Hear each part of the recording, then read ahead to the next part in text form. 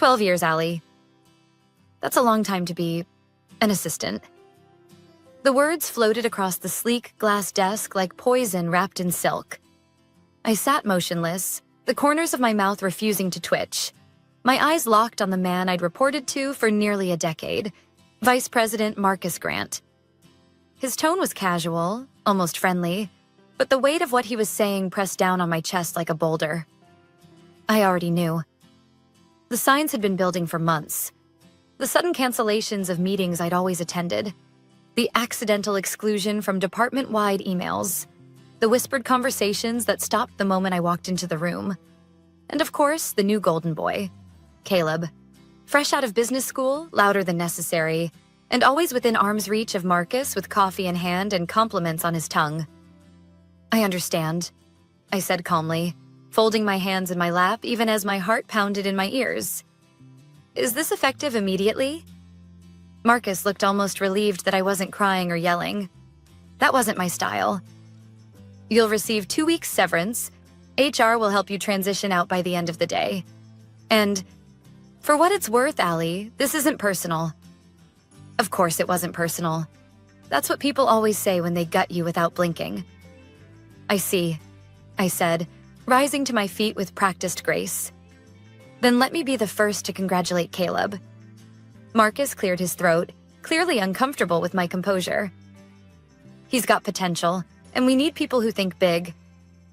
And people who say yes to everything you suggest, I added with a gentle smile.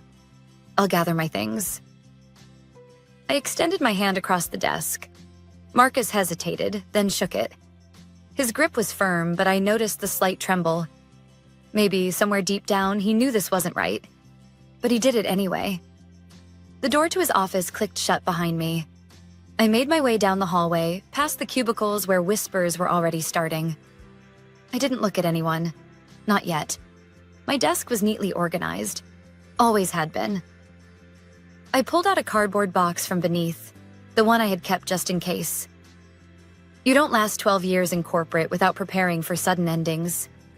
As I packed my notebooks, the USB drive tucked into the far left drawer caught my eye. Black, unmarked, and seemingly ordinary.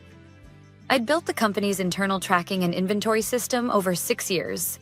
Not in my job description, but I did it because no one else could. Every bug fix, every custom patch, every update lived on that USB. I hadn't touched it since Caleb started shadowing me. I tucked it into my bag. Allie?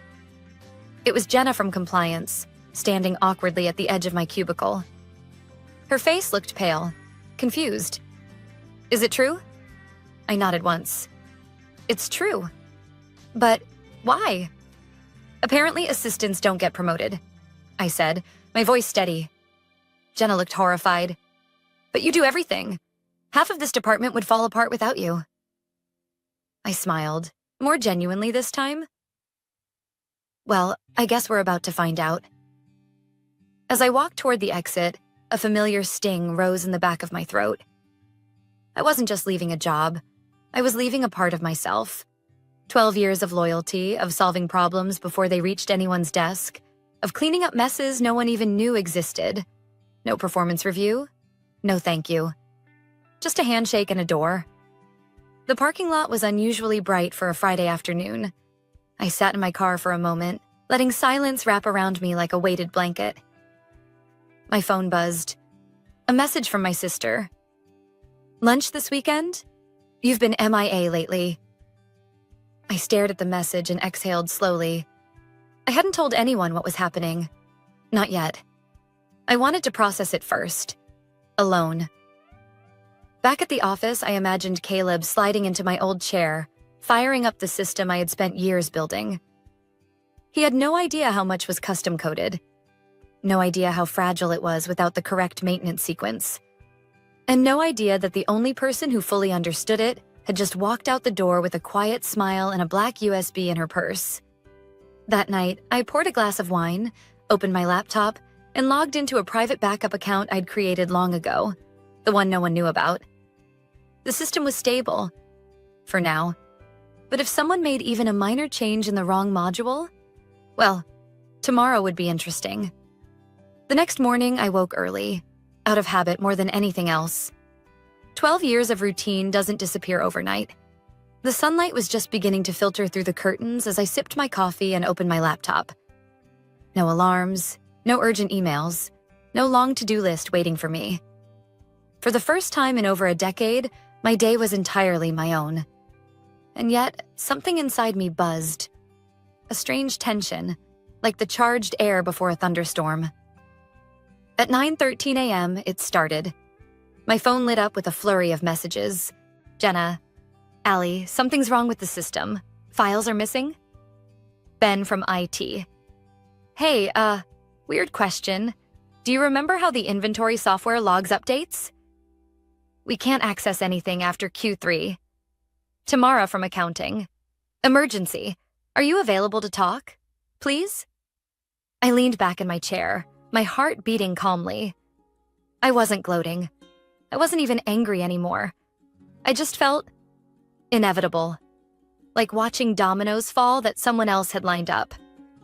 Because here's the thing. The custom system I'd built worked beautifully, as long as you understood its intricacies. Every quarter, there was a scheduled update. Every month, there were manual data reconciliations that had to be triggered, or else the cascading backups would lock. It was all documented, in a guide that Caleb had bragged he didn't need to read. My phone vibrated again, harder this time. Jenna. Marcus is losing it. System crashed. They can't process orders. Help? Another message popped up seconds later. Unknown number. Allie, this is Marcus. Call me immediately. I smiled softly, setting my phone down. It kept buzzing, relentless, desperate. I watched the screen until it stopped, leaving a heavy silence behind. At 9:57 a.m., the corporate website went offline. By 10:15 a.m., the VP's direct line was blowing up from vendors, clients, and other departments needing access to inventory data they couldn't retrieve. It was pure chaos. And I wasn't even there. I wasn't malicious. I hadn't sabotaged anything. I had simply left. And the house of cards Marcus had built on arrogance and favoritism collapsed the moment it lost the one thing he had underestimated: knowledge. At 11:06 a.m., sitting at my favorite local cafe with a second cup of coffee, I finally allowed myself to open the email Marcus had sent. Subject: urgent. Request for assistance, Allie. I realize yesterday's conversation may have been abrupt. However, given the unexpected technical issues we're currently facing, I would greatly appreciate any documentation, notes, or guidance you can provide on the tracking and inventory systems you previously managed. This would be a tremendous help to the team and the company as a whole. We are willing to compensate you for your time. Please contact me as soon as possible. Regards, Marcus Grant, VP Operations. I reread the message twice, savoring the irony. 12 years, and all it took was 24 hours for them to realize the value they'd thrown away. I glanced at the clock. 11:15 a.m. Just about the time corporate would be holding the emergency crisis meeting. The one I would have normally organized, prepared notes for, and led calmly through solution steps. Instead, they had Caleb. And from what Jenna had texted me, Caleb was currently blaming the servers, the IT department, and even the outdated system for everything, never once admitting he hadn't taken the time to learn how it truly worked. I closed Marcus's email without replying. Some lessons are best learned the hard way. By noon, LinkedIn was buzzing with rumors. Layoffs were rumored. Client delays were stacking up. The company's biggest client, Eversource Logistics, had allegedly pulled a scheduled meeting due to technical instability concerns. I didn't dance around my apartment or celebrate. I felt a solemn kind of satisfaction. Not because they were struggling, but because the truth always surfaces eventually. The problem wasn't me. It never had been. It was their culture. Rewarding loudness over loyalty. Favoring flash over substance. I'd spent years being the steady foundation they didn't bother to notice until it was gone. And now? Now they were standing on quicksand, sinking with every desperate email and every frantic phone call. My phone buzzed again. Another message, this time from Jenna. Jenna. Just a heads up. Marcus just got called into an emergency session with the CEO. People are furious. They're asking why you weren't promoted instead of Caleb. I smiled faintly, picturing Marcus sweating through his $1,000 suit, trying to explain away his reckless decision. The river was rushing fast now, pulling everything loose and unstable downstream. But like my father used to say, and I was beginning to truly understand, the rocks stay steady, and I was steady, steadier than I had ever been. By Monday morning, the damage was no longer containable. The company's client portal was down. Internal systems were partially restored, but reports were full of errors. Deliveries were delayed. Orders were duplicated, lost, or worse, rerouted to incorrect locations. Vendors were furious. Clients were panicking. And inside the company, Marcus Grant had gone from smug and composed to visibly unraveling. I knew because Jenna kept me updated, sending texts like dispatches from the front lines. Jenna. Marcus looked like he hadn't slept in 3 days. CEO tore into him in front of everyone. Caleb was literally sweating through his shirt. I hadn't replied to any of Marcus's emails or messages. Not because I wanted revenge. That wasn't the point. It was about respect. And they had shown me none. 12 years of loyalty. Of staying late without being asked. Of fixing things no one else even knew were broken. Of training interns and smoothing conflicts and covering for other people's mistakes. And I was told, to my face, that assistants don't get promoted. Now, all those invisible things I used to handle had suddenly become very visible. At 11:30 a.m., I received a call from a number I didn't recognize. Normally, I would have let it go to voicemail, but something told me to answer. Hello? Allie Peterson? A woman's voice asked. Calm, professional. Yes? This is Angela Browning, Executive Assistant to Darren Shaw, CEO of Westbridge Logistics. I blinked. Westbridge, one of our former competitors, a big one. I hope I'm not catching you at a bad time, she continued. Mr. Shaw would like to meet with you this week. Your name came highly recommended. My breath caught slightly. May I ask who recommended me? There was a pause. I believe it was one of your former clients at Eversource.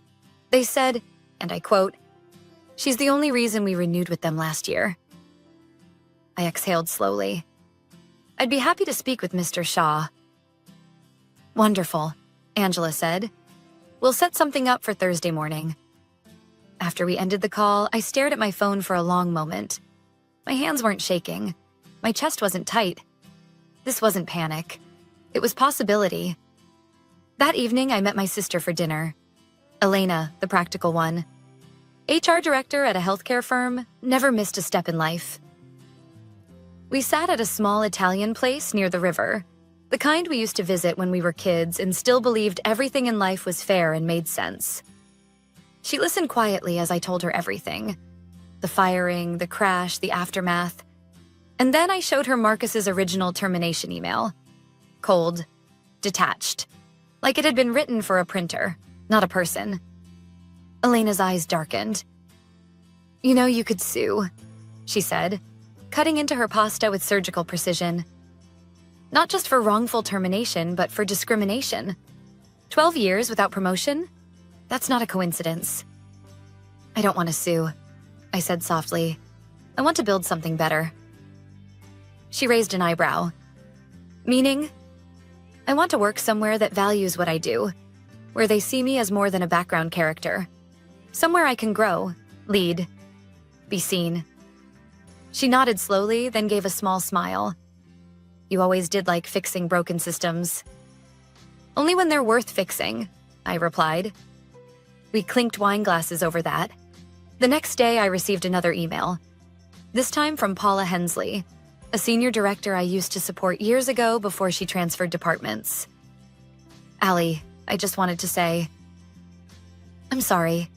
I should have said something when I heard what Marcus did, but I was afraid of making waves, of putting my job at risk. It wasn't right. Everyone here knows it. You were the glue. Whatever you do next, they'll be lucky to have you. And if there's ever anything I can do, Say the word. It made me pause, because I'd spent years thinking no one noticed, that everything I did was invisible. But it turns out, invisibility doesn't mean absence. People feel your absence, especially when the system starts to break where you used to hold it together. That afternoon, I logged onto my laptop and began updating my resume. It had been years. I opened LinkedIn and quietly toggled my open to work setting to public. Within an hour, I had 3 messages. By the next morning, I had 10. The world was opening in a way it never had before. Not because I shouted, not because I burned it all down, but because I had quietly walked away from what didn't value me and chose to let my work speak for itself. And it was speaking, loudly. The Westbridge Logistics Building was everything Summit Edge wasn't. Modern, open, inviting. Reception greeted me by name and offered espresso while I waited. The air smelled like citrus and fresh ambition, not desperation and old coffee. At exactly 9 a.m., Angela appeared with a warm smile and escorted me to the top floor. "Mr. Shaw is looking forward to meeting you," she said, then added in a quieter voice. "Everyone here is talking about what happened at Summit Edge. You made quite an impression." I gave a polite nod, though my heart was pounding. I wasn't nervous, not exactly. But after being written off as just an assistant for over a decade, walking into a meeting as a sought-after candidate felt surreal. Darren Shaw stood as I entered his office. He was tall, early 50s, dressed in a blazer with no tie, confident without being arrogant. "Allie," he said warmly, extending his hand. "We finally meet." "Thank you for the invitation," I replied, shaking his hand. "Please sit. Can I get you anything?" "I'm good, thank you." We settled into the leather chairs across from each other, sunlight spilling in through the glass behind him. He didn't waste time with pleasantries. "I've spoken with several people, vendors, clients, even a few of your old teammates. They all said the same thing. You were the backbone of that department." I stayed quiet. "They also said you were overlooked, passed over, undervalued." Still, I said nothing, just met his gaze. Darren continued, "Our industry doesn't often reward quiet excellence. It chases the loudest voice in the room, but I'm more interested in the one who keeps the machine running when no one's looking." I felt something loosen in my chest at those words. Something I hadn't realized had been tight for years. He slid a folder across the table. "I'd like you to review this." Inside was an offer letter. Director of Operations, Regional Supply Chain Division, full benefits, competitive salary, 35% more than what I had made at Summit Edge. And most shocking of all, a personal budget to build a support team from the ground up. "I want someone who understands the ground level and the strategy. And I want you to hire who you trust. Start fresh. We're expanding into 3 new markets, and I need stability at the core." I looked up, stunned. "You're offering me a division?" "I'm offering you autonomy. I don't micromanage. You've already proven you can manage circles around most so-called leaders in this field." The voice in my head, the one Summit Edge had cultivated over the years, tried to whisper, "You're just an assistant. Don't get ahead of yourself." But I silenced it, because I wasn't just anything. I never had been. I nodded once. "I'd like a few days to consider." "Take your time," Darren said, "but we'd like you to start as soon as possible." As Angela walked me out, she grinned. "We've never seen Darren this excited about a hire. You've shaken up more than one executive office this week." Outside, I stood on the sidewalk, watching traffic buzz past. My phone buzzed.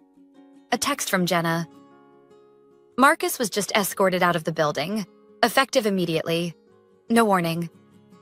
I stared at the message, rereading it twice. Then another message came in. "Tamara from accounting. Dan stepping in temporarily. But there's talk of a full audit. They're blaming Marcus for the system crash and the client fallout. Everyone's nervous." So it had finally happened. Not just a ripple, but a full break. And suddenly, I wasn't angry. I wasn't even satisfied. I was Ready. That evening, I sat at my dining table with a pen and the Westbridge offer letter. I thought about every late night at Summit Edge, every ignored suggestion, every time I'd been praised privately but kept hidden publicly. And then I thought about the team I used to work with. The people like Jenna and Tamara and a few others still stuck under leaders who never saw them. Maybe now I could be the kind of leader I had always needed. I signed the offer. Then I picked up my phone and began writing a message. Not to Marcus or Caleb or anyone at Summit Edge, but to Jenna. Hey, I accepted a new role today. A real one. They're giving me a budget to build a team from scratch. If you're interested, I want you with me. 10 seconds later, Jenna. Name the time and place. I'm in. I smiled and sent 2 more messages. Then I opened my laptop and pulled out the list I'd quietly kept for years. The names of people who deserved better. 3 weeks after signing with Westbridge, I walked into my new office, a corner suite on the 5th floor overlooking the skyline. The nameplate on the door read, Allie Peterson, Director of Regional Operations. I stood there for a moment before stepping inside, letting it sink in. I hadn't been handed this role. I had earned it. And now I had something even rarer than a promotion. I had trust, a new company, a blank canvas, a team to build from the ground up. And I already knew who I wanted. Jenna was the first hire. She'd put in her resignation the day after I texted her. She didn't even wait to give 2 weeks. She didn't need to. Tamara followed. Then another from IT. Word spread quickly, like it always does in our industry. I didn't poach anyone. I simply offered something better. Respect. A voice. A seat at the table. I held interviews, reviewed applications, but half the candidates came from people I had worked with in the past. People who had seen how I operated. Quietly, efficiently, without ego. By the end of the month, I had a full team assembled. Sharp, loyal, experienced professionals who had been overlooked for far too long. At our first team meeting, I stood at the front of a bright conference room, holding a marker in one hand and a sense of purpose in the other. I'm not here to micromanage you, I said. You know how to do your jobs. You've done them for years without credit. What I want to know is, what tools do you need to do them better? That question sparked 2 hours of honest, passionate conversation. We talked about broken workflows, outdated software, communication gaps, and burnout from carrying departments that never thanked us. We didn't just build a new structure.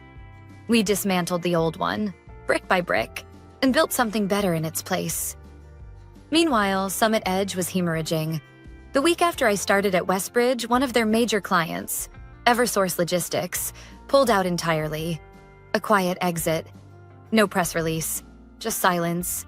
And then... nothing. Jenna had coffee with an old friend who still worked there. The gossip came like a flood. Marcus had been let go.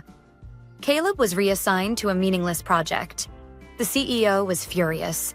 The board had launched an internal investigation. Apparently, someone had anonymously sent copies of internal emails to HR, including mine. Marcus's cold dismissal. His refusal to promote long-term employees. His cover-ups when systems began to fail. I never found out who sent them. But I had my suspicions. Late one afternoon, I received a call from a number I hadn't seen in months. Allie? A hesitant voice asked. It's Dan, from Summit. I hadn't spoken to him since the day I cleared my desk.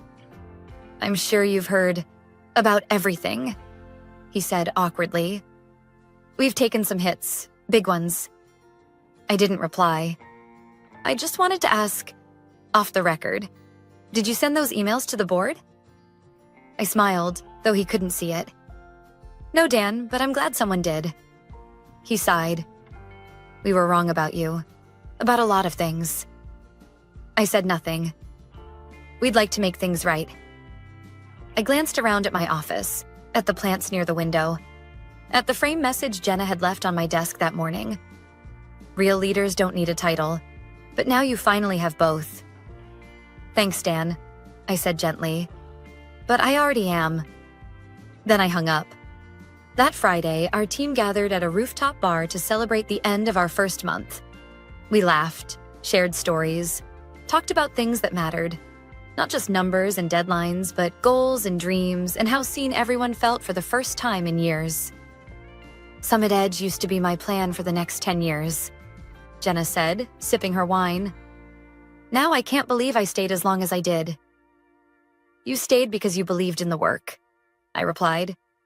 We all did. And now? Tamara asked.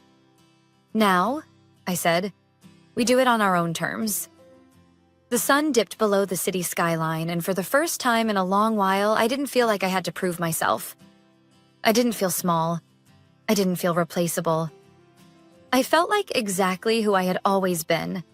Capable, steady, and finally in a place that saw my worth. 3 months into my new role, Westbridge's quarterly report went public. 32% increase in regional efficiency. 2 major accounts acquired from competitors. Employee retention at an all-time high. At the bottom of the internal announcement, a note from CEO Darren Shaw. Exceptional leadership begins with those who understand the work. Allie Peterson and her team exemplify what happens when you recognize talent and trust it. This is just the beginning. I stared at that sentence for a long time. This is just the beginning. After 12 years of being background noise, I had finally become part of the conversation. 2 days later, a news alert popped up on my phone while I was reviewing a logistics proposal. Summit Edge to be acquired by Global Axe Freight Systems following client loss, internal turmoil. I clicked the article. It was clinical, like all corporate obituaries, full of quotes about strategic partnerships and refocusing priorities. But between the lines, the truth was clear. They'd lost 5 major accounts in 6 months. 3 had followed me to Westbridge. The rest had quietly exited after realizing there was no one left who truly understood the systems, the processes, or the people. Caleb had left the company a month ago. Dan had retired early, or so they said. I didn't feel triumphant. I didn't feel cruel satisfaction. I felt confirmed. Everything I had endured, every quiet frustration, every overlooked contribution, it had meant something. Not because I burned it all down, but because I chose to build something better. That evening, I got a message from someone I hadn't heard from in over a year. Barbara Kent, former HR coordinator at Summit Edge. She had left shortly after I did. Rumor was she'd taken a role at a startup and was thriving. Her message was simple. Saw the news. They finally saw what happens when you fire the foundation. Proud of you. I typed a reply and paused before sending it. Then erased it. Sometimes silence is the most honest response. 3 weeks later, I was invited to speak at a regional leadership conference.